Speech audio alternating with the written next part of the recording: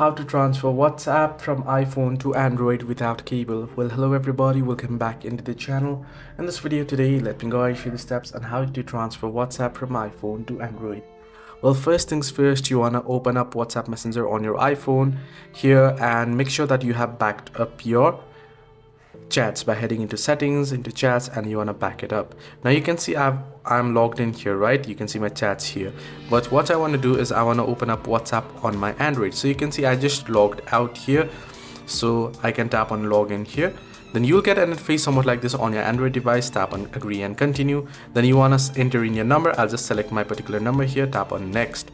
Then what it'll do is it'll simply, and you can see it is verified. I can tap on continue. Now enter in my profile here, tap on next, and then tap on not now for now, and you can see I'm logged in. So it is as quick as it is. Now you might have to go through the verification prompts because here both my devices trusted. I've been using WhatsApp on both this device for a longer period of time, so no any verification was needed.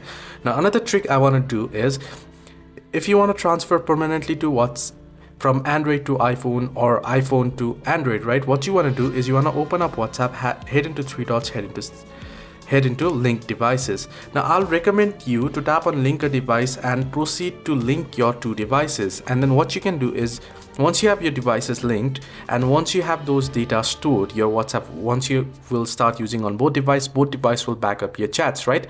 That way, then you can remove your data from one of your devices that you are going to be not being used, so that you're not going to use, right? You want to remove your backup from that device, and on your device that you're going to transfer, you'll have your chats backup, so you don't need any data cable and all.